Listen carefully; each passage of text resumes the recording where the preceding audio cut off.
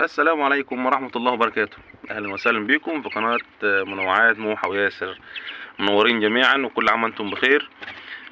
بصوا يا جماعة، انتوا طبعا انا كنت عملت دورة الفراخ معاكم. عملنا دورة فراخ معاكم وكنتوا منتظرين طبعا ان انا انزل لكم يوميا يوم بيوم الفراخ والشغل مع الفراخ وكل حاجة مع الفراخ.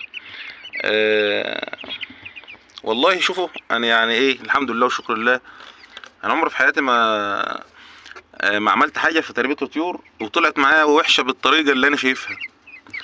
بالذات لما اكون متحمس ليها. الواحد بيتحمس للحاجه لما تكون من زمان مش عملها. شايفين المكان ما شاء الله، المكان كويس خالص، كويس خالص خالص يعني، المكان دافي وكل حاجه. جبت الفراخ دي الكتاكيت يعني، شايفين كتاكيت النهارده عمرهم تقريبا خش في 20 يوم. 20 يوم المفروض يكون عندي في ال20 يوم دول. انا بس ارجع ورا شويه كده عشان الناس اللي بتقول لي ابقى ارجع ورا، عرفنا ورينا المكان كامل يعني، ورينا المكان. انا بتكلم على اساس ان انا كمان المكان ضيق فما بعرفش اخد راحتي في التصوير. تمام. 20 يوم دول يعني على الاقل خالص كيلو ونص، على الاقل خالص يعني كيلو ونص. احنا الوقت هنشوف مع بعض الفراخ بتاعتنا وزنها كام مع بعض كده، ايه على التليفون معاكم على طول. تمام يا جماعه. طبعا الفراخ دي هم كانوا 30 فرخ، بسم الله ما شاء الله، مات منهم تقريبا 12. اللي انا اكتشفته ان نوع الفراخ مش كويس، يعني نوع الفراخ مش هو النوع اللي مدحوا لي فيه وقالوا ده النوع ده كويس والنوع. وطبعا دي ناس انا ما اعرفهاش يعني، ناس اول مره اتعامل معاها في دور الفراخ دي. شايفين، ما اقدرش الومهم ولا اعاتبهم ولا اقول عليهم كلمه كده ولا كده. حتى حاجه عمار كده، تعالى حط لنا لحظه واحده، حط يابا كده، حط لنا هنا كده. طيب حط عليه حاجه، حط كيس ولا حاجه بس على الميزان عشان مش يتوسخ.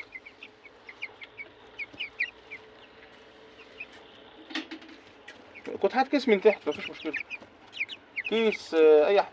مفيش هنا، بص تعالى كده، هاته في بتاعه كده بتاعه الحمام جوه بيضه اهي.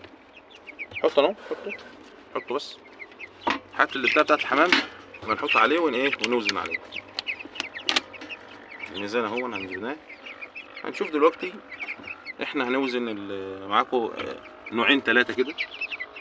بس بصراحه يا جماعه يعني انا بصراحه يعني انا زعلان اصلا من الموقف، يعني زعلان من الموقف بتاع الفراخ دي، لان انا يعني انا عايز الواحد لما يكون عنده الحاجه حلوه بيبقى مشجع لها اكتر واكتر في الاكل وفي الشرب في كل حاجه.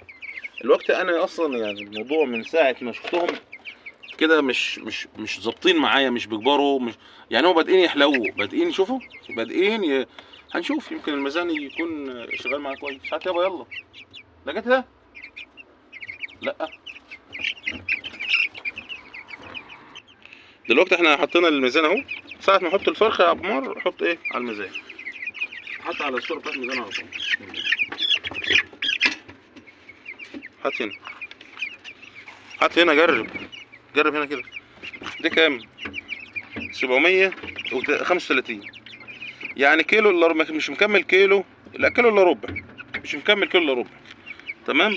دي في 20 يوم، خلي بالك. هنجيب حاجة تانية.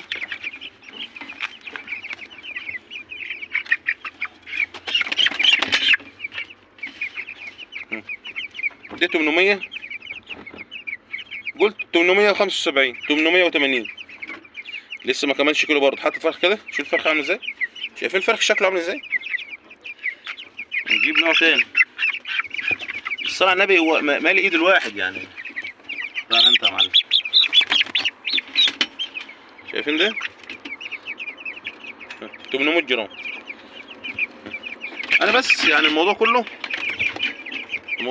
الواحد بيقول ايه، يقول للناس بلاش عمال كده، مش ده الميزان دي خلاص. يقول للناس بلاش يعني ايه، ضحك على الناس، بلاش تضحكوا على الناس. يعني انا مثلا في الكهرباء في ال 20 يوم دول، شايفين فرخه عامله ازاي، في فرخه عامله ازاي، وباكل ومية مية وخلاص وحلو. بس انا يعني هموته مش ينفع. الواحد ما يقول لك انا عايز كذا، غير ما فيها خالص. راعي ضميرك في الموضوع او في الحاجه اللي انت جايبها، راعي ضميرك في الحاجه اللي انت جايبها. لان انا مثلا الفرخ شارب 25 جنيه، كنت جايب كام 25 ولا 27؟ ب 27. 27 جنيه. يعني احنا كنا جايبين تقريبا ب 800 وحاجه صح؟ 850.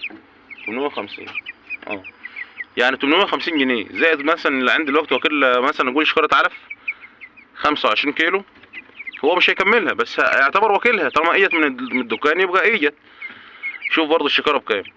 الكهرباء، شوف كهرباء مثلا لمبه زي دي، زائد ان كان في لمبه هنا وطفيتها عشان كانت حراره شديده، يبقى احنا كده وكل حاجه فيها خساره، زائد دواء، زائد يعني مش هقول لكم، يعني كل واحد عارف الحاجات دي يعني. انت ما تعملش ضميرك ليه؟ طب انت هتجيب الحاجه الوحشه بسعر غالي بسعر الحلو، طب ما تجيب الحاجه الحلوه وخلاص. طب انت ما تجيب الحاجه الحلوه وخلاص، اللي يخليك تجيب الحاجه الوحشه بسعر الحلوه، طب ما تجيب الحلو وخلاص يا سيدي عشان حتى سمعتك. مش هيحصل لك حاجه. انا لما اروح اجيب الحاجه الحلوه بسعرها اللي هو جاي لي عليه، مش احسن ما اجيب الحاجه الوحشه؟ احسن ما اجيب الحاجه الوحشه بالسعر برضه بتاع الحاجه الحلوه. طب ما انت كده جايب الحاجه بسعرها، وربنا يكرمك ويطلع لك حاجه حسنه كويسه وهتكسب بالحلال مش هتكسب بالحرام. انت استفدت الوقت، انا استفدت ايه؟ الفراخ دي هتندبح برضه وهتتاكل وكل حاجه، بس هتغيب ومش هتديني الوزن اللي انا عايزه. يعني مش هتديني الوزن اللي انا عايزه. دي يعني 20 يوم 800 جرام اكبر حاجه، 850 جرام، يعني حتى مش مكمله كيلو. ده انا ام عمار بتضحك عليا والله. والله العظيم ام عمار بتضحك عليا. انا كنت بربي التربيات بتطلع عندي 3 كيلو 3 كيلو ونص على ال 30 يوم وال 35 يوم. اجي النهارده مانيش عارف، تقول لي انت انضحك عليك في النوع.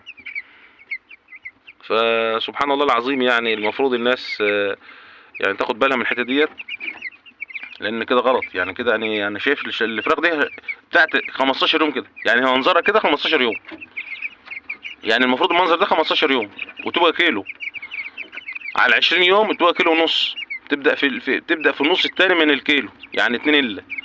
تبدا من بعد ال 20 يوم لعند ال 30 يوم، تبدا معايا ال 30 يوم بالظبط تبقى 2 كيلو، على اكلك وشربك على اللي انت بتشوفه. لان الفراخ دي بتاكل ليل نهار، ما بتبطلش ليل نهار اكل.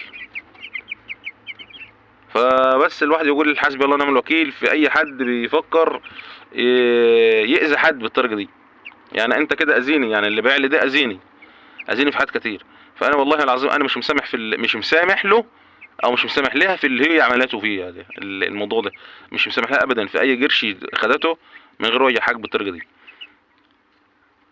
فيستحسن، انا مش طالع عشان اشكي يا جماعه ليها، اشكيها او اتكلم او اشكيه، لا انا طالع اقول لكم خلي بالكم الواحد قبل ما يشتري الحاجه يقول له انا عايز كذا ويشوفه قدامه، وواحد موثوق منه. ما اشتريش من اي واحد، ما اشتريش عشوائي. انا لو كنت رحت جبت من البلد من عندنا من بلدنا احنا كنا عايشين فيها الاول كان احسن لي. على الاقل كنت بجيب النوع نظيف من دكتور انا عارفه وهو عارفني، مش اروح اجيب من حد مثلا مش معروف. بس انا كنت بقول يعني ان الحد دي مش فيها غش بالطريقه دي. طلع كل حاجه فيها غش، طلع الزبده فيها غش برضه بالطريقه. احنا لما اتعاملنا في الزبده السنه دي عشان نجيب لبن، والله العظيم عرفنا حاجات خطيره في دور الزبده. في كل حاجه، في الطيور، في كل حاجه سبحان الله. الناس ما بتديش ربع الامانه اللي ربنا قال لنا عليها في البيع والشراء. انك تشتري بالبيع والشراء بالذات يكون في امانه. لو حاجه عندك فيها عيب تقول لصاحبها اللي هيشتريها منك ان الحاجه دي فيها عيب كذا، عشان ما ينضحكش عليه وما يضحكش عليك وتبقى فلوسك حلال. فربنا يجازي كل واحد بيمشي في حاجه ما بترضيش ربنا، شكل الفراخ عامل ازاي والله العظيم، منظر 15 يوم. كانت الفراخ تبقى عندي كده 15 يوم بالظبط. لو رجعتوا للقناه بتاعتي من الاول هتلاقوا الفراخ دي كانت عندي 15 يوم اهي. انا بصور بالليل والله، شايفين؟ بصور بالليل يعني مش بصور بالنهار. بالليل انا طالع الفهم لوقت الساعه 11 تقريبا، طالع الفهم. فانا زعلان من الموضوع.